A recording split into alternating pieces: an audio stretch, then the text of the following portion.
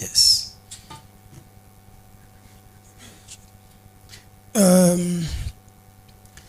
Muraho abandi wenda mwaramutse cyangwa biriwe ngira ngo ntiragera. Ndashimira uyu mwanya mpawe wo kugira ngo ngire icyo mvuga kuri uyu munsi utoroshye, munsi byumvikana ko urimo amarangamutima menshi.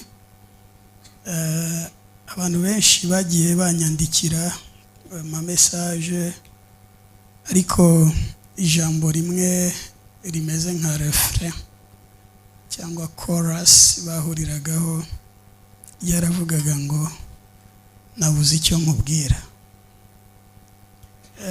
Ni ijambo rikomeye ariko nanjye ringeraho, kuko niriza kungeraho namwe muze kuryihanganira, nimuza gusanga nanjye nabuze icyo mbabwira mubyakire. Uyu ni umunsi tutari twiteze ko wabaho vuba nk'uko wabaye. Njyewe ubwanjye mu myumvire yanjye y'umuntu natekerezaga ko Ange umufasha wanjye atambanziriza, ahubwo ari njye uzamubanziriza.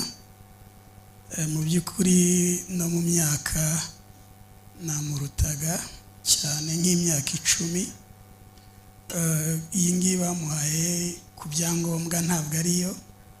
Myaka ye ya nyayo yavutse muri 1995. Numvaga wenda ari we uzaza nyuma yanjye, ariko Imana nuko yabishatse. Umugore w'umuntu kera ibi bitarabaho, nk'umuntu nyine hari igihe ubyibaza ukavuga uti ibi bintu biramutse bimbayeho byagenda gute. Nabyibazagaho nkumva ntabishyikira biramutse bibaye, kandi niko byanagenze. Ntabwo nabishyikiriye, byarandemereye cyane, bituma mera nk'umuntu utaye umutwe, utaye ubwenge, bituma ndira amarira menshi ashoboka, bituma nsa nka kwa kundi Yobu ngo yashishimuye imyambaro ye ngo yisiga ivu. Ibintu nk'ibyo byari bibabaje. Nakekaga ko wenda kurira hari icyo byatanga cyangwa kuboroga, ariko ntacyo byatanze. Abandi bavandimwe nabo baramfashije nyuma, barimo Mutesi niwe nabonye wamfashije cyane kurenza abandi kurira, ariko nawe nta kintu byatanze. Imana ikora ibyo ishatse. Imana ni souverain, ikora ibyo ishatse. Icyo nemera mu bukristo bwanjye butari, sinzi niba habaho ubukristo bwinshi n'ubukeya, ariko ubwo mfite icyo nemera nuko umuntu aremwa n'Imana, yagira amahirwe akizera Kristo, kaba umwami we n'umukiza ubugingo bwe. Hanyuma igihe Imana yagennye ikamwisubiza, biri mu bubasha bwayo, ntago biri mu bubasha bw'umuntu, nta nubwo biri mu bubasha bw'ikintu.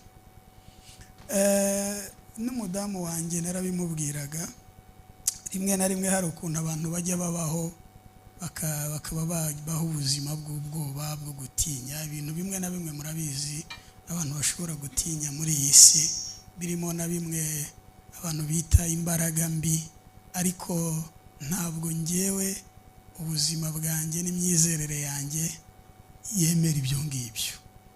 Nizera ko ndi umwana w'Imana, nizera ko iteka protection y'Imana indiho iri no kubanjye. nizera ko Imana igihe yashatse kumpamagara cyangwa yashatse guhamagara undi umwe mu muryango wanjye, ntawe wayigisha impaka, ibikora mu gihe cyayo, kandi igihe cyayo nicyo gikwiriye, ntabwo icyacu ari cyo gikwiriye. Yesu ashimwe. Kuba rero Imana yaraduhaye ange mu gihe runaka, buriya ange nta nubwo twakoze fiançailles igihe kinini, ko twamenyanye mu kwezi kwa gatatu ku 2015, dukora ubukwe muri uwo mwaka mu kwezi kwa 12. Icyo twagendeyeho ni icyizere cy'abaduhuje. Ngira ngo hari uwabivuze ejo, abaduhuje bari batuzi twese, bari banzi mu buryo bwose, bazi na ange mu buryo bwose, kandi abo bantu nabo bakaba ari abizerwa, ku buryo bitagoye ange kunyemera. Ibyo ari byose isura yanjye murayibona ntishamaje cyane, iye irashamaje cyane, ariko bitewe nuko yumvaga uwo ndiwe, nanjye bitewe nuko numvaga uwo ari we, twarahuje tuganira mu buryo bworoshye, duhita tunakora ubukwe mu gihe gito. Nashimira cyane umuryango we kuba muduhaye, cyane cyane shimira mama Moise, yakundaga kumwita yaya, ubwo ni ururimi bamwe batumva, ariko nkeka ko ari we n'abandi bavandimwe be babigizemo uruhare runini, kuko asa nkaho yagombaga gukomeza kwiga muri icyo gihe, ariko abasaba ko agomba kubanza agashaka akazakomeza nyuma. Twabanye neza, simbisubiramo, nk'abakristo nicyo ngewe nshyira imbere, abakristo ariko kandi bafite n'umuco mwiza batojwe n'ababyeyi babo, atubera umugisha mu buryo bwose, akomokwaho n'abana mwabonye beza, kandi abatoza umuco mwiza w'abantu, kubaha abantu, kubaha ababyeyi, gukunda ababyeyi, gukunda papa wabo. Bari abana turakundana cyane. Izindi mpungenge wenda z'imico n'ibiki ntimubigireho ikibazo, turaziranye nabo cyane, turakundana cyane, nta kintu na kimwe kizangora cyo kubarera wenda cyatuma umuntu atekereza ibindi bintu runaka. Kandi abasinzira bamuduhaye, ndabizeza ko bari abana dusangiye, tuzabarera neza. Ngewe reka mbyishyireho, wenda ndeke kuvuga abandi. Bari abana zabarera neza hamwe n'Imana yabampaye na ange. Amaboko yanjye arahagije kugira ngo nshobore kubageza aho nari kubageza ndi kumwe na ange. Imana ibahe umugisha. Ibyo nabivuzeho muri documentaire interview bankoresheje, nabivuzeho gakeya kandi simbisubiramo, nuko yabaye umwana mwiza, umwana warezwe neza, ukomoka mu muryango wamureze neza, kandi arabigaragaza ko ari umwana warezwe neza. Umuryango yagiyemo wacu barabihamije hano, yaraje atubera, ngewe ambera umufasha mwiza, abandi ababera umukazana mwiza, babera muramukazi wabo cyangwa muramu wabo mwiza usobanutse. Ange kumwita umugore wawe mu muryango byari ishema rikomeye cyane. Umuntu wari wese kumva ngo agiye kwa Pasteur Dieudonné harimo ange, yumvaga nta kibazo na kimwe afite. Yabaye rero umukazana mwiza, abongera bahombye umuntu ukomeye cyane, ariko kandi ntabwo bamuhombye, kuko tuzamusanga aho yagiye, niho natwe turimo twerekeza. ikindi n'umushumba yabivuze n'abandi babivuze, dusangiye itorero, yabaye umukristo mwiza w'intangarugero, ahamya ibyo yizeye. Ndatekereza ko imirimo ye ihamya kwizera kwe. Umuntu wari we wese uri ahangaha cyangwa se wabanye nawe ashobora kuyihamya. Kuba rero ibyo byose byaragaragaye ku mufasha wanjye tutakiri kumwe uyu munsi, nibyo bintera kumva mpagaze mfite ubushizi bw'amanga, batera indirimbo nkaririmba gahimbaza Imana. Yewe nsenga nsaba umufasha, ni kera mbabare nari ngiye nko kurondogora ariko sindondogora. Ntabwo nigeze ntekereza uburanga bw'umukobwa cyangwa ngo ntekereze bya bindi nyine abantu batekereza, amashuri, amafaranga, ibintu nk'ibyo. Icyo nasabaga Imana, narayibwiye ngo uzampe umugore ukijijwe. Cyo ni icyambere, uko umugore ukijijwe neza nyine aba akijijwe. Hanyuma ukunda gusenga. Sinari muzi ariko naje gusanga nyine yarakundaga gusenga cyane. Ikindi ukunda abantu, yagiraga urukundo. Ibyo nasabaga Imana nk'urukundo no gusenga, mbisaba Imana nayisabaga ko yampa umuntu ufite standard y'ibyo iri hejuru y'iyanjye. Hari ibyo nizi yo biri kuri standard runaka umuntu nta nasaba Imana ngo umuntu abindushe, ariko hari ibindi nabyo navuga nti ibi ngibi bazabindushe kabisa. Gusenga, ukunda abantu, abavandimwe barabivuze, ibintu byinshi byo mu muryango wanjye bwite niwe wabaga bizi, kuko niwe waganiraga nabo kenshi mu buryo kandi bwisanzuye. Ibyo rero kuba Imana yarabimpaye muri uwo muntu nifuzaga, kuko nanjye nagiraga ubwoba bw'umuntu nzashaka, ariko Imana iransubiza. Iyo rero turi aha nubwo amarira aza mu gihe runaka, ariko iyo ubitekereje nanone numva ijwi rimbwira ngo ni gute utashima Imana yaguhaye ibyo umutima wawe wifuzaga. Nkumva nzamuye amaboko, nkumva ntambiye Imana, nkumva nezerewe Imana. Haleluya. Nta deni rero agiyemo ryo ku ruhande rwo kuba yaba yarabaye wenda umudamu utarakoze inshingano ze neza mu rugo, cyangwa se ngo abe yarabaye ikigwari ngo atukisha abasinzira, cyangwa bikigwari atukisha bongera yashatsemo, cyangwa bikigwari atukisha itorero ry'Imana, itorero rya Kristo. Ibyo byose rero nibyo bidutera umunezero. Kandi ubwo buzima yabayemo akaburonkeramo urubyaro, ruriya rubyaro Imana izaruba hafi mu buryo bwose. Si harya ni Dawidi wavuze ngo we yari umusore ngo none arashaje, ngo ariko ntiyigeze abona umukiranutsi w'Imana arekwa ngo cyangwa urubyaro rwe rusabirize ibyo kurya. Nta gushidikanya rero bizarushaho kugenda neza. Ntibizabatangaze nibinagenda neza kurenza uko byari bimeze, kandi anje atagihari ndi njyenyine. Reka mbyite ko ndi njyenyine nubwo ndi kumwe n'abandi bavandimwe. Ibyo reka mbisorezaho, shimira abantu. Mu by'ukuri ikiriyo ni ikiriyo nyine, ikiriyo ni ukurira, ariko ikiriyo gisaba imbaraga nyinshi. Iki kiriyo cyabaye mu gihe cy'icyumweru guhera ku wa kabiri washize. Twari mu kiriyo ko madame yitabye Imana saa 6 z'ijoro zo ku wa mbere. Subiye inyuma gatoya, mbere yaho ninjye wari warwaye.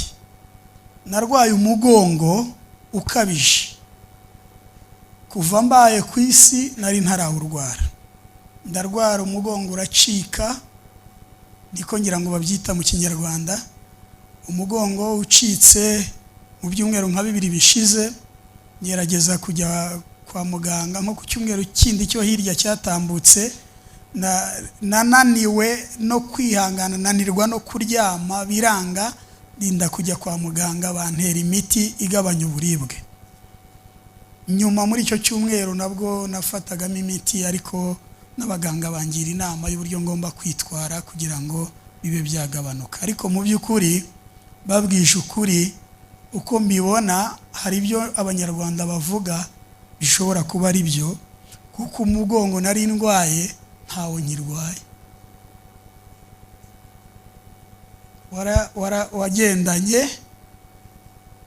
n'iryo joro ry'umwijima. Yarandwaje muri icyo gihe mu buryo bukomeye, anjyana kwa muganga, asaba abadokiteri amarandevu, mu buryo nyine nivuje uko byagombaga kumera, ku buryo njye nageze aho ntangira no kwibaza ntariko uyu mufasha undwaza gutya, ndamutse ngize nk'ibyago akarwara nashobora kumurwaza kuri uru rwego. Ntangira kwibaza ibyo bibazo, ariko sinari nzi ko azasoza urugendo rwe atarwaye na gripe. Imana yari yaramuhitiyemo kugenda nk'imfura, ndayishimira. Karero kubera ibyo bijyanye n'ikiriyo, shimira abantu, nibyo nari yishatse kuvuga. Abantu n'imbaraga, abantu n'imbaraga, uzanga abantu azaba yiyanze. Abantu batubaye hafi guhera uwo mwanya, abo twahamagaye, abaturanyi bacu Desire na Priscille baraza baradutabara, kuko akimara gucikana twagerageje gukoresha imbaraga zacu nabo twari kumwe mu rugo kugira ngo tumuterure tumujyane kwa muganga, aratunanira. Byari mu by'ukuri byari byarangiye. Ni urabona nuko ameze, abagabo ngira ngo 6 bari kumunanirwa, abantu bakiya rero bo mu rugo ntago twari kumushobora, ariko twitabaje abaturanyi baraza, barimo babona rimvuze na ba mugabo na ba Lifin barahageze muri ako kanya, tumugeza kwa muganga, ariko biza kurangira kuri bababwiye ntacyo badufashije. Guhera uwo mwanya rero abantu benshi bagiye baza, abo mu muryango, abitorero, itorero ryacu, andi matorero, abashumba batandukanye, wenda ntari uze kurondora mu mazina, abashumba bacu bakuru DS, n'abandi bashumba bakuru w'amatorero, Apotre Christophe nawe yahise ahagera icyo gihe, n'abantu muri Calvary niho Sister Asengera Fanny, baradutabara guhera uwo munsi kugeza n'uyu munsi. Namwe mwese mwicaye hano, abandi bataraha, turabashimira mu by'ukuri kuri ibyo bikorwa by'urukundo mwatugaragarije, kandi ndakeka ko wenda biva ku mbuto nziza mufasha tutakiri kumwe yabereye. Wenda nanjye nshobora kuba ari utubuto dukeya nera, kandi noneho nzarushaho kwera nyinshi, kubera ko namwe mwangaragarije urukundo ruri ku rwego rwo hejuru. Imana ibagirire neza. Umuryango w'Abongera watubaye hafi, umuryango wanjye wa bugufi wa sogokuru Mombo, bake nibo bari hano, abandi benshi bari hirya no hino ku isi baradukurikira, bakomeje batubaza uko bimeze, bakomeje bakora inama, batubaza updates z'uko bimeze, baradusapotinga mu buryo butandukanye. Imana ibaho umugisha mwinshi cyane. Bongera ku isi, hari umuntu witwa Charles Mukiza, ni inshuti yanjye, buriya ni umuyobozi, ntago ndi ku rwego rwe, ni umuyobozi w'Abongera ku isi, ariko ni inshuti yanjye. Yakoze ibintu byinshi byiza bishoboka kugira ngo iki kiriyo kizagende neza, byiyongera ku bindi ya miryango nari maze kuvuga n'ubundi yagiye ikora. Nawe yabuze umubyeyi we ejo bundi, ejo nawe yitabye Imana, papa we, turanamukomeza yihangane, ariko turanashimira Imana ko uwo mubyeyi yabaye umubyeyi koko, arabanza ategereza umukazana we ko ikiriyo cye kirangira kugira ngo nawe dukomeze iki. Mushumba wacu mukuru akaba na parrain wacu, turagushimira cyane, ari nawe muyobozi wa komite yari ishinzwe ibijyanye n'iki kiriyo. Mwarakoze cyane kwitanga, nabo mwafatanyije bose, babaraho mu muryango wacu, nabo mu yindi miryango, amatorero, abashumba bagenzi banjye bari muri iyo komite bamobiliza ubushobozi. Ntabwo nababwira budget y'iki kiriyo, ariko yari hejuru cyane. Ndatekereza ko iyo umuryango uvuga ngo ni ugiye kubikora wonyine ntago byari kushobokera, nanjye ubwanjye ntibyari kunshobokera, ariko komite ndetse nabo bafatanyije, abashumba bandi bagenzi banjye, inshuti zanjye, inshuti za madame, abaturanyi, abo twiganye, abo dukorana sinzi niba wenda bari hano, ariko bankoze ku mutima cyane, bakoze ibintu byinshi byiza bikomeye, ariko kandi banamba hafi, kuko ntekereza ko buri mugoroba bageraga aho twari turi, barimo n'abayobozi banjye bakuru, barimo n'abakoresha banjye.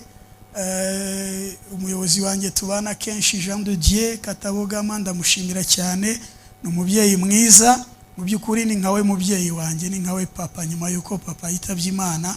Na Ange yari abizi ko nta kintu dushobora kuba twabura, aho Imana imuha umugisha kubw'urwo rukundo yatugaragarije. Abandi bafatanyabikorwa bacu batandukanye, barimo abo dukorana, abassureur cyangwa se insurers, abo tubana muri association yacu ya insurance brokers yitwa Ribo. Ndabashimira cyane, ntago mbizi niba bari hano. Some of them can't even understand Kinyarwanda. I don't know whether the chairperson is here, Mendes. I want to express my appreciation to you, the Ribo members. May God bless you for standing with me during this difficult time. Your support, your moral support, your financial support is of paramount importance during this time. Akona kongereza gakenzi mwihangane, kwari kugira ngo nabo babe babyumva, kuko ari abo dukorana batazi Kinyarwanda. Ndabashimiye cyane mu buryo bwose, kubera ko rero nababwiye ko ntazi ibyo ndi bivuge. Sinzi niba ibyo mwari mutegereje ko mvuga ari byo navuze, ariko ibyo uko ni ibyo bije. Ubwo rero umuntu wese ndamushimiye, umuntu wese n'uwakoropye hano, n'abari kuri media, babanye n'abashinzwe sonorisation, abadutwaye mu modoka. Iyo wagize ibyago abantu bagira ubwoba ko utwara n'imodoka, kugira ngo reka kwitwara, ariko ngiye numvaga nta kibazo mfite, ariko kubera ko mwebwe mufite ikibazo, ndavuga nti reka nyine haba umuntu udufasha kudutwara. Nawe ndamushimira cyane ko yitanze, n'abandi bose batanze imodoka zabo, amakarbira yabo, umwanya wabo. Mana ibagire neza. Umuryango kwa data bukwe ndabihanganisha cyane, mwabuze intwari ikomeye. Kwa nyirarume mwabuze intwari ikomeye, kwa marume nanjye babuze intwari ikomeye, mwihangane. Itorero mwabuze umuntu ukomeye, mwihangane. Inshuti zanjye ndabizi ko mufitiye impuhwe nyinshi, mwihangane, niko bigenda. Abantu benshi twabanye, twiganye za Gahini, twabanye muri Kie, twabanye muri za ULK, twabanye muri za Gate Breakers. Abo ni abantu ushobora kuba navuga, abandi nkabibagirwa, kuko buriya rero iyo wagize ibyago hari n'igihe wibagirwa. Namwe byababayeho abagize ibyago? Okay, bibaho. So reka rero mbakusanyirize hamwe, buri wese ku ruhare rwawe, urwo wakwita ruto cyangwa runini, ariko ngewe icyo ari cyo cyose nagihaye agaciro. Mu muco wanjye sinzi kwandikirwa n'umuntu simusubize, ariko hari abantu ntasubije, wenda bakibwira ko ari ukubera agahinda mfite, ariko ari ukubera kubura umwanya cyangwa uburyo bwo kubasubiza, kuko muzabibona ko nzabasubiza mu minsi iri imbere. Nari mfitiye abantu benshi bankikije, umwanya mutoya sinabasubiza, ariko mwankoze ku mutima, ndabashimira cyane. Bwana Perezida, natwaye umwanya munini, mumbabarire. Imana ibaho umugisha, dukomeze tubane mu kanya gato dusigaranye ko kujya guherekeza inshuti yacu, kandi inshuti yanyu tuzamukumbura. Twamukundaga cyane, buriya mu ndeba nubwo nitonze, ariko nzi gutera imitoma. Ninjye muntu wageragezaga gutera imitoma uyu mudamu. Yatashye abizi ko iyo nicaraga nkamutekereza inganzo yamanukaga, nkamwandika akantu k'umuvugo gatoya akamwoherereza, byaba ngombwa nkagapostinga, nkumva nyine mbaye nkuruka mo gato. Apana ibintu byo kujya kuri chat GPT ngo mpanga umutoma wo guha umugore. Oya, ibintu bivuye mu mutwe ntabikora kandi bikarushaho kumera neza. Ubu rero bigendanye nyine nawe iyo nganzo, ariko ibindi byose bizakomeza. Umurimo tuzawukomeza tuwukore neza. Pasite sibyo, umuntu udafite umugore wijwe gukora umurimo, nzawukora neza cyane. N'ibyo na bimwe mu byo yakoraga nzabikora mu mwanya we kugira ngo birusheho kugenda neza. Murakoze, Imana ibahe umugisha. Arakoze umushumba. N'abarangije gusezera muje mu mamodokari mufungura inzira kugira ngo bize kudufasha kwihuta. Murakoze cyane. Let's go. Iwacu ni heza, nta byago nta n'urupfu, nta gupfusha no kubabara. Komeze dutere intambwe twihuta cyane. Iwacu n'amahoro. Murakoze, mukomeze kwihangana mwese. Iwacu iwacu ni heza, nta byago nta n'urupfu, abarangije gusezera muhite mugenda rwose. ijuru iwacu n'amahoro, zaririmba hosiyana, zaririmba hosiyana. Iwacu mw'ijuru nishimane n'umukiza, ibihe byose udashira.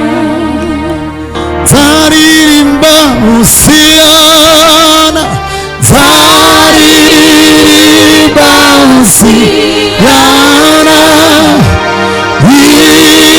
Iwacu ijuru nishimane n'umukiza, ibihe byose udashira. Tera intambwe twihuta rwose, tera intambwe twihuta. Haleluya, hosiyana, haleluya, hosiyana. Iwacu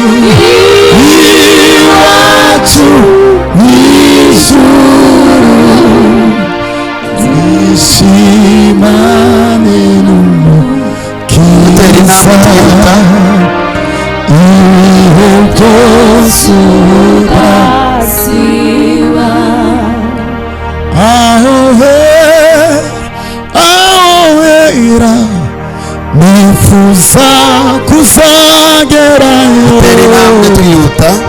Nkaririmbana nawera indirimbo zo kunesha. Aho hera Abarangije gusezera nifuza kuzagera,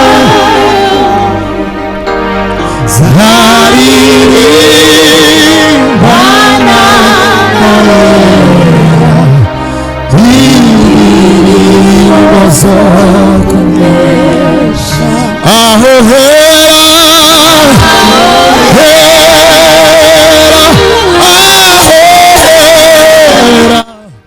nifuza kuzagera, haririmbana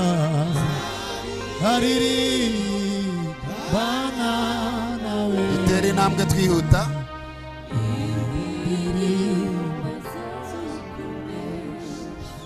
Aho hera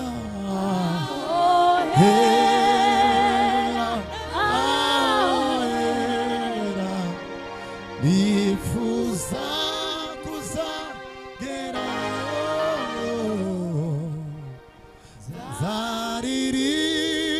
zaririmbana nawe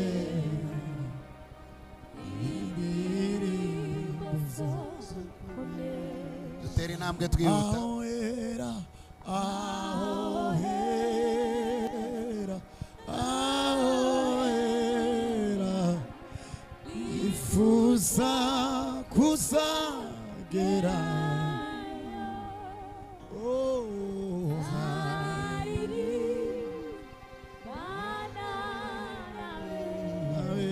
dutere intambwe twihuta rwose, amasaha aratwegereje.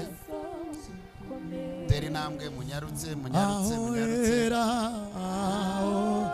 Imana ibahe umugisha kubwo guhagararana n'umuryango ndetse natwe twese. ifuza kuzagerayo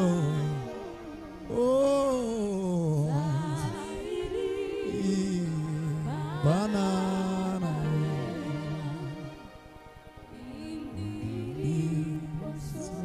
dutere intambwe twihuta rwose. Imana ibahe umugisha. dukomeje kubashimira tubikuye ku mutima, umutima w'urukundo no gutabara. Imana ibahe umugisha. habera bahora bishimye abarangije gusezera duhite tugenda tujya mu mamodoka dufungura umuhanda kugira ngo bize kutworohereza. ubuziraherezo aho ngaho niho iwacu isuriyo dutere intambwe twihuta. Imana ibahe umugisha. ahabera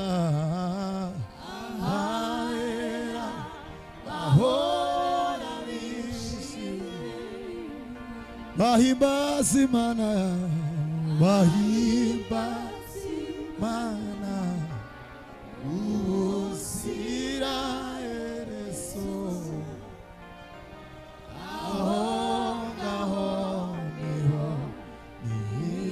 dutere intambwe twihuta. Imana ibahe umugisha. isuriyo ni wacu ahabera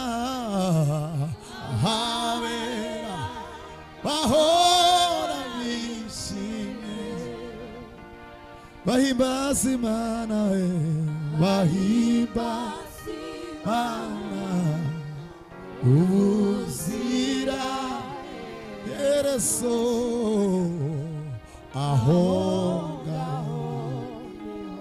murakoze. Imana ibahe umugisha. dukomeze dutere intambwe twihuta. bahimbaza Imana mwakoze kuba umugisha kuri twebwe. Imana ubuziraherezo aho ngaho niho iwacu bahimbaza Imana bahimbaza Imana